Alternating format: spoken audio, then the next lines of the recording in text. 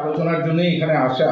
আজকেই আমাদের মাননীয় অর্থমন্ত্রী নির্মলা সীতারমণজি নভেম্বরের জন্য তিনি ভারতের বাজেট পেশ করলেন, দেশের বাজেট, এবং এই বাজেটের যে বিভিন্ন জনমুখী প্রকল্প তার হাইলাইটসটুকু আমরা তুলে ধরার চেষ্টা করছি।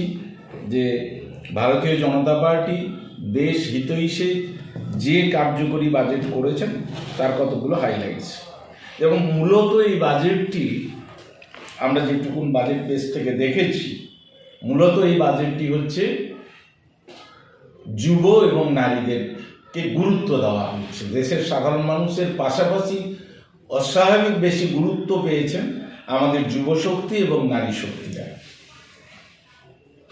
মোদিজি খুব করে ভেবেছেন, বাজেটেও তার রিফ্লেকশন, যে লাখপতি দিদি তৈরি করা এবং তাদের যে এগিয়ে নিয়ে যাওয়ার কাজ সেটা। কারণ আমাদের দেশের জিডিপি এই বাজেটের রিফ্লেকশন অনুসারে 6.1% এবং ইকোনমিক গ্রোথ 7% অলমোস্ট।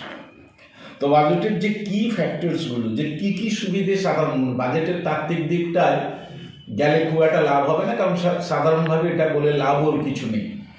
তো আমরা যেটা কি ফ্যাক্টরসগুলো, যে ক্ষুদ্র শিল্পে আমরা কি গুরুত্ব পেয়েছি বা স্বাস্থ্য শিক্ষা ইত্যাদিতে কি গুরুত্ব পেয়েছি, তো সেই কথাগুলোর ক্ষেত্রে আমরা বলতে পারি যে বাজেটের আমরা দেখতে পাচ্ছি যে ক্ষুদ্র শিল্পে যথেষ্ট গুরুত্ব দেওয়া হয়েছে। এমএসএমইতে 7 লক্ষ কোটি টাকা বরাদ্দ এই বাজেটে করা হয়েছে। এসএমইতে 10,000 কোটি টাকা বরাদ্দ করা হয়েছে। তো এক্ষেত্রে আমরা বলতে পারি এর বাইরে যেগুলো মূলত গুরুত্ব দেওয়া হয়েছে, জুট অ্যান্ড টেক্সটাইল, হ্যান্ডলুম, এগুলোতে গুরুত্ব দেওয়া হয়েছে। মেগা টেক্সটাইল হাব গড়ে তোলার কথা ভাবা হয়েছে। খাদি, হ্যান্ডলুম এর উপরে আলাদা করে গুরুত্ব দেওয়া হয়েছে। শিক্ষার ক্ষেত্রে আমরা বলতে পারি যে 5টা ইউনিভার্সিটি টাউনশিপ গড়ে তোলার কথা বলা হয়েছে। মেডিকেল হ্যাব 5টা, 3টে আয়ুর্বেদের উচ্চমানের প্রতিষ্ঠান গড়ে তোলা হবে, যেখানে রিসার্চ অ্যান্ড আদার সব কিছুই থাকবে। প্রতি জেলায় 1টি করে লেডিজ হোস্টেল গড়ে তোলার কথা বলা হয়েছে।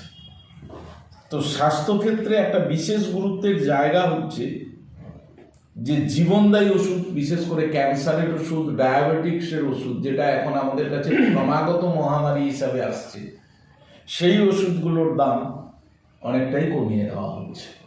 বাজেটের এটা একটা গুরুত্বপূর্ণ বিষয়। 3টে কেমিক্যাল হাব যেগুলো ক্যান্সার রিসার্চ ডেভেলপমেন্টের জন্যই করা হচ্ছে।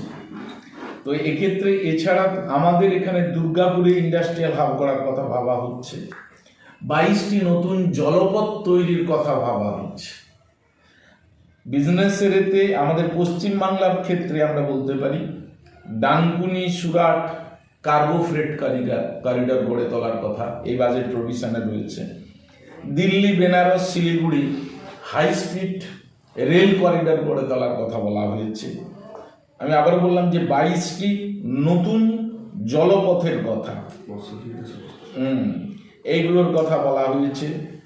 এছাড়া ফিশারিজ ডেভেলপমেন্টের জন্য গোটা দেশের উপকূল ভাগে যে বিভিন্নভাবে ফিশারিজের ডেভেলপমেন্ট, তাদের রিসার্চ অ্যান্ড মানোন্নয়ন সবটার ক্ষেত্রে কিভাবে করা যায় সেটার কথা ভাবা হয়েছে। এবং আগামী প্রযুক্তি এবং আজকের প্রযুক্তি এআইয়ের উপরে অস্বাভাবিক গুরুত্ব দেওয়া হয়েছে। এআই রিসার্চ, এআই প্রয়োগ, এগুলোর ডেভেলপমেন্টের জন্য এই বাজেট অনেক নতুন দিশা দেখিয়েছে। তো এক্ষেত্রে আমাদের যেটা মূলত যে বলার বিষয়, যে গোটা সব দিকটা কাভার করে অত্যন্ত ব্যালেন্সড একটা বাজেট সীতারামনজি আজকে লোকসভায় পেশ করেছেন। আমরা একদম কি ফ্যাক্টরগুলোকে বললাম যেগুলো সাধারণ মানুষের এতে আসবে। এছাড়া অর্থনীতির যারা রয়েছেন তারা এর পুঙ্খানুপুঙ্খ বিশ্লেষণ করে আরও ভালো দিকগুলোকে তুলে ধরতে পারবেন। তো অসুবিধা যদি কিছু বলার থাকে তাহলে আপনি বলবেন। বলুন।